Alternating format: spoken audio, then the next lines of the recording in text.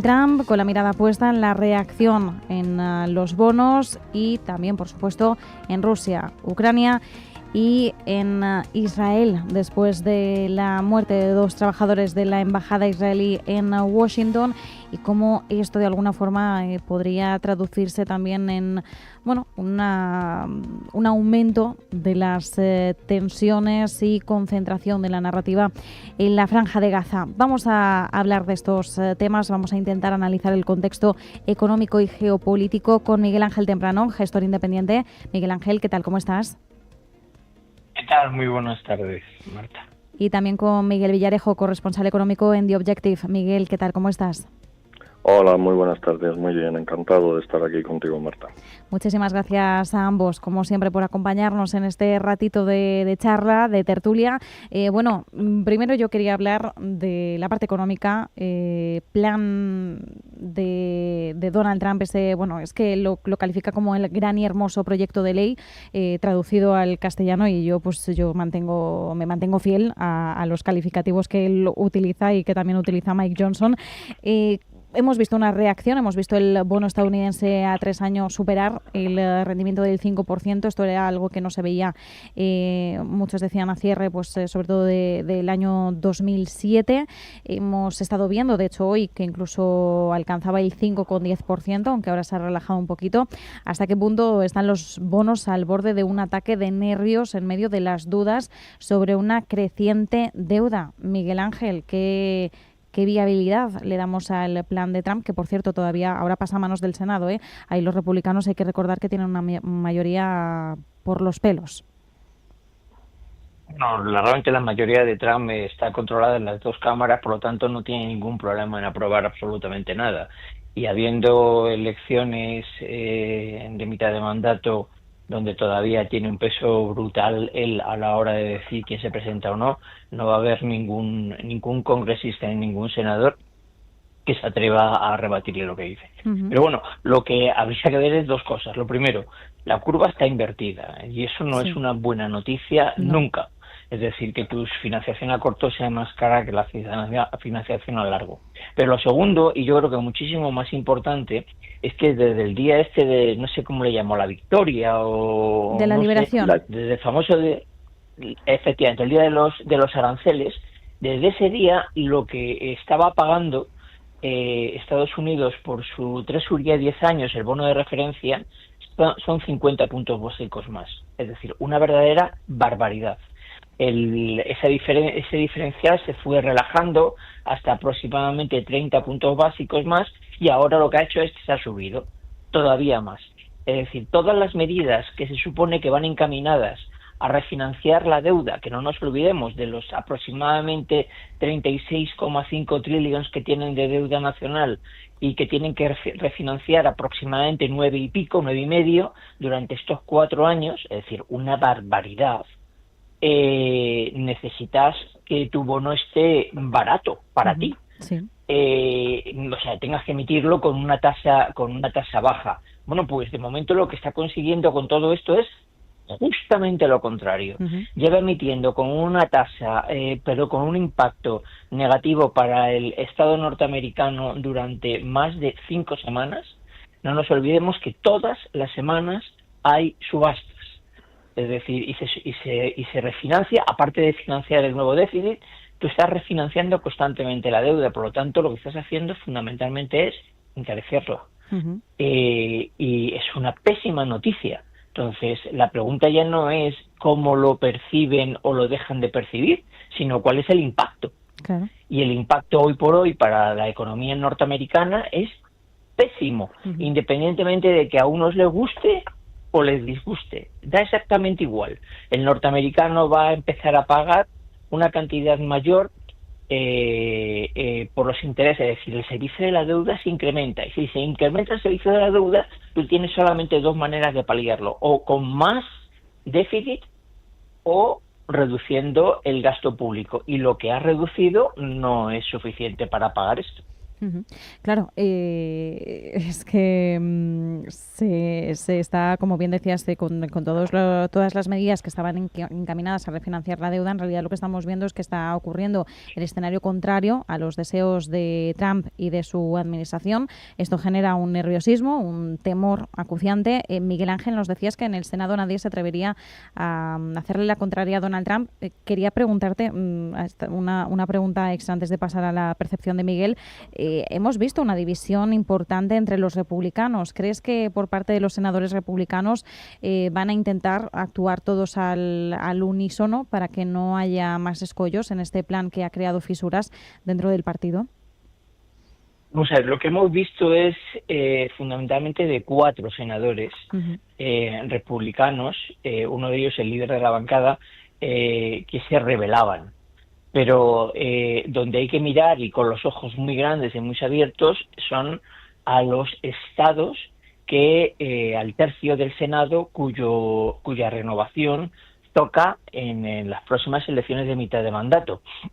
Y yo sigo pensando de que no va a haber una rebelión dentro de ese tipo de gente ni de casualidad, porque se juegan. El ejemplo más claro lo vimos en este caso la congresista por Wyoming, que era la hija de un prohombre del Partido Republicano, como era Dick Cheney, que literalmente se la fulminó. Es decir, se la quitó del camino, dijo que no la apoyaba, y bueno, es que en Wyoming los resultados de las primarias fueron aplastantes en contra de Dick Cheney. Entonces, a mí no me queda la duda de que los republicanos, sobre todo aquellos que se presentan a la reelección, le van a apoyar. Miguel, mientras tanto, ¿cuál es tu visión sobre este nerviosismo, estas turbulencias que estamos viendo, el posible impacto económico, el peligro de una deuda insostenible que todavía sea más insostenible? De hecho, ya ha habido muchas señales de alerta de que este plan fiscal, gran y hermoso proyecto de ley de Donald Trump puede sumar pues aproximadamente casi 4 billones de dólares a esa deuda que supera los 3 billones, como bien nos decía ahora Miguel Ángel, que está ya por encima del 120% del PIB. Aquí decían que había como una especie de paradoja, porque por un lado el no sacar adelante este proyecto de ley podía llevar a Estados Unidos hacia un impago. Sin embargo, al sacar adelante el proyecto de ley, pues cuenta con un poco más de margen, porque el límite de la deuda pues se incrementaría en unos 4 billones, ¿no? Y si tenemos en cuenta que esto suma 3,5, bueno, pues ahí estamos un poco salvados. Pero claro, es que estamos entrando en una espiral muy peligrosa y estamos hablando de la principal potencia económica del mundo. Claro, esto es susto o muerte, ¿no? Mejor tenerlo, pero claro, no, hablas del largo plazo, pero yo creo que los mercados de bonos ya le han dado un susto a Trump y son los únicos que pueden torcerle el brazo a este hombre, por lo que hemos visto. Y de hecho han empezado a hacerlo. O sea, el rendimiento de los bonos del Tesoro, la rentabilidad a 30 años ha superado el 5,1%, que era algo que no se veía en muchísimo tiempo. El dólar también está débil, la tendencia es a la baja. Esta combinación es muy rara en un país desarrollado. Eso significa que la gente está saliéndose de los bonos y yéndose con el dinero. O sea, no quieren saber nada de Estados Unidos. Entonces, Krugman dice que esto es que Estados Unidos está en un momento Liz Truss. ¿Os acordáis de Liz Truss, que era la primera ministra británica, que aprobó, su primera decisión fue aprobar un presupuesto con unos recortes fiscales insostenibles, y rápidamente empezaron a vender deuda del Reino Unido, a salirse de la libra? Y bueno, un tabloide puso una lechuga iceberg con una peluca como la de Liz Truss, y dijo a ver quién dura más, y duró más la lechuga. O sea, Liz Truss tuvo que dimitir, porque no puedes ir contra el mercado. Cuando un país tan importante, con unas economías tan absolutamente entrelazadas, esto da la espalda al mercado, pues en fin, puedes sufrir consecuencias terribles. ¿Va a llegar la sangre al río? Pues lo vamos a ver enseguida en estos próximos días.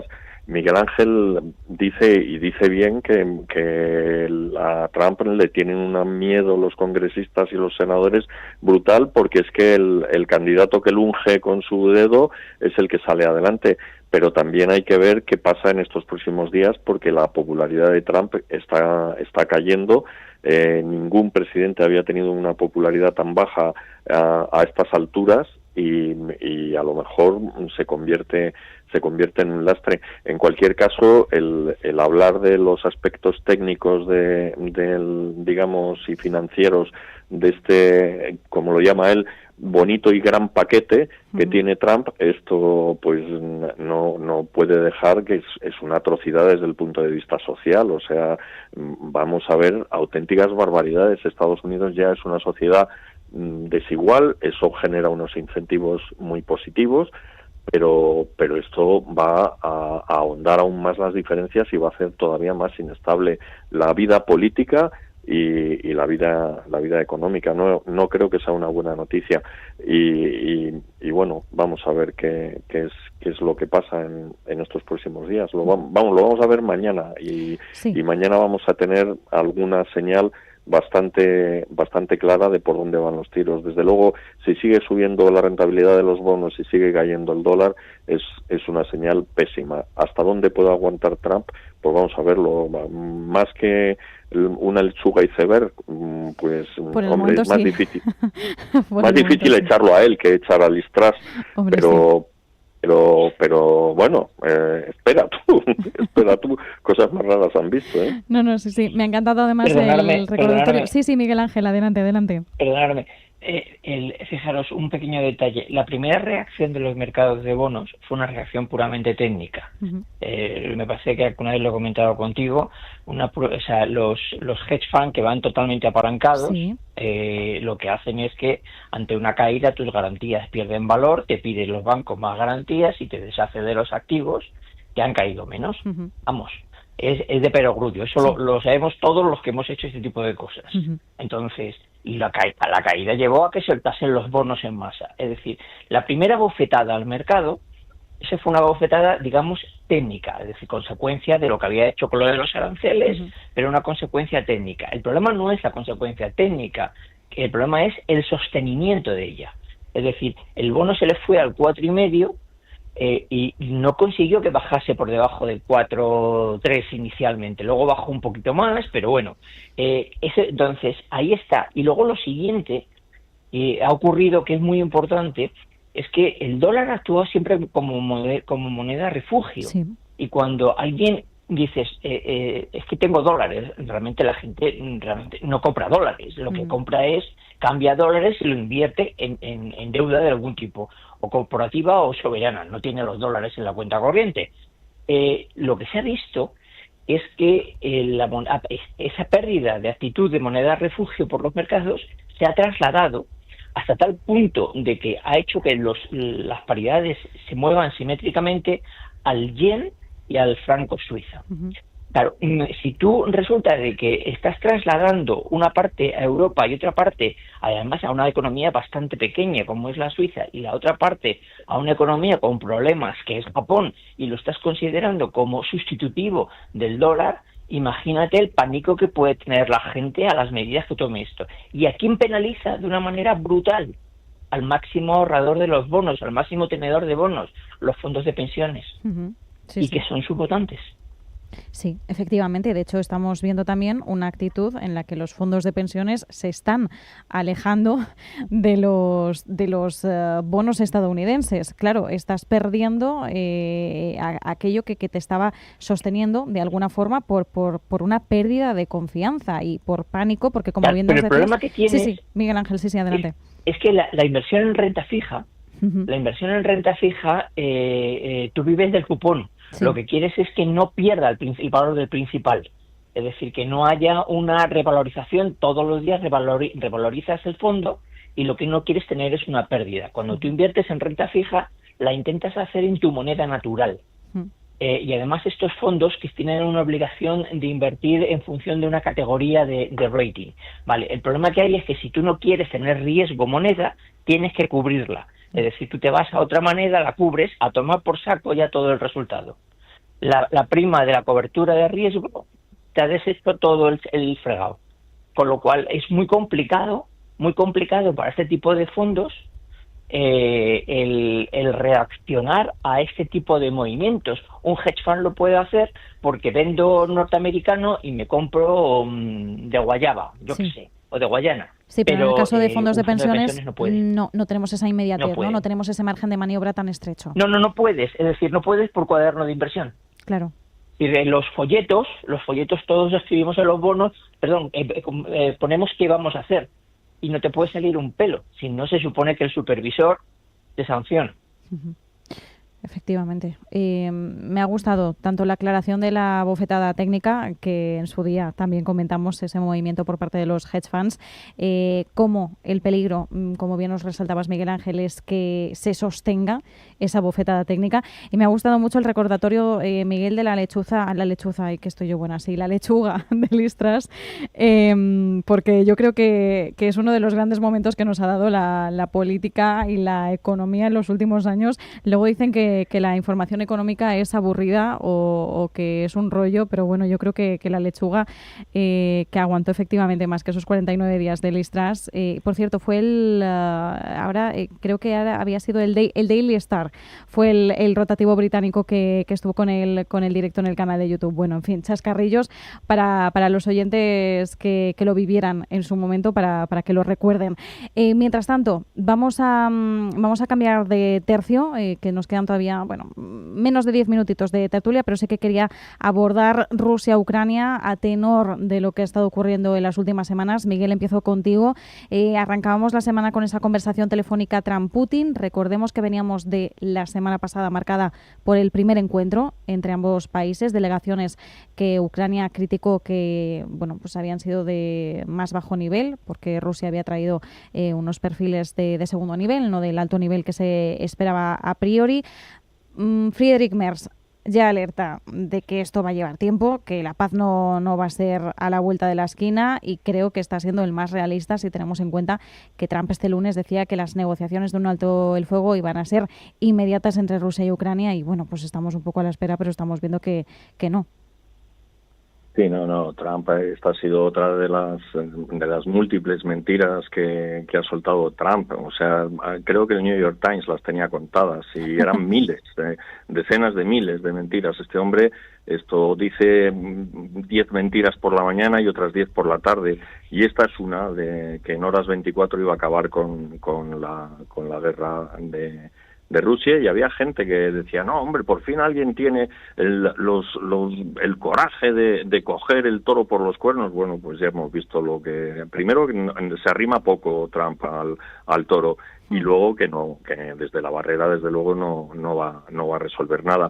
Y bueno, lo que dice Merz está claro, es que en las posiciones no pueden estar más alejadas. Ninguno de los dos no han sido capaces nada más que de ponerse de acuerdo para un intercambio de prisioneros, y evidentemente Merz dice la única manera, aquí el único que está dispuesto a presionar a Putin es la Unión Europea. Pero claro, la Unión Europea no tiene palanca y va a tardar años en coger esa fuerza para presionar a Putin, y entre tanto, pues el único que puede hacer algo práctico es Trump. Pero Trump, ¿qué es lo que ha hecho? Pues ha ofrecido en las conversaciones a Putin todo lo que ya tiene. Le va a dar Crimea, le va a dar las regiones que ha conquistado y la neutralidad de Ucrania. Bueno, pues si eso se lo das de entrada, ¿para qué va a sentarse a negociar? Pues sencillamente le pedirá algo más. Y hoy hemos tenido noticias de que está levantando una zona de seguridad. Pues claro, está preparándose para negociar, y esa va a ser la baza. Va a decir, bueno, pues yo me retiro de la zona de seguridad a cambio de que me dejéis lo que ya tengo. Es de cajón de madera de banco, y va a tardar. Por eso, Merz, es lógico, no puedes precipitarte. O sea, una paz urgente, que es lo que planteaba Trump y que se parecía muchísimo a una rendición de Ucrania, no resuelve absolutamente nada. Si queremos una paz que garantice la seguridad de Europa y de los países fronterizos de Rusia, vamos a tener que negociar durante mucho tiempo. Efectivamente, y la pregunta es durante cuánto tiempo, ¿no? ¿Cuánto se nos puede alargar esto? Hay analistas que incluso apuntan también a la posibilidad de que Putin juegue a congelar el conflicto, ¿no? Y que de alguna forma pues todavía esto sea algo que se pueda prolongar todavía más. Miguel Ángel, nada, nos quedan 3 minutitos, pero yo aprovecho. Miguel Villarejo ha hablado de esa zona de seguridad que ha anunciado Putin, que va a establecer.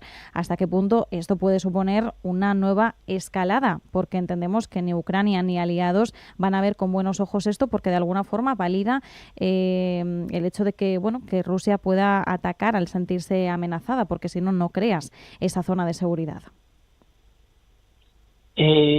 Vamos a ver, yo creo que lo más... Yo esto que estaban hablando ya lo he vivido. Lo he vivido en la guerra Irán-Irak. Me tocó en la industria y he vivido esta película, es un déjà vu, ¿no? Hasta que al final se ponen de acuerdo. Realmente el punto de discrepancia que hay ahora mismo es no que cedan Crimea y los territorios ocupados, que eso yo creo que está descontado que se lo va a querer, sino que no es que lo cedas, sino que lo reconozcas como rusos. Es decir, esa es ya la mayor de las humillaciones a las cuales no solamente los ucranianos, sino también los europeos se niegan. Es decir, yo pongo siempre como ejemplo el Alto Adige o el Subtirol, una zona que se entregó a Italia que pertenecía a Prusia después de la Primera Guerra Mundial. Durante mucho tiempo no se reconoció como territorio realmente italiano. Era parte del Imperio Austrohúngaro, pero se consolidó con el tiempo. Bueno, pues aquí puede ocurrir lo igual. Este no quiere esperar a la consolidación, te quiere que se lo digan.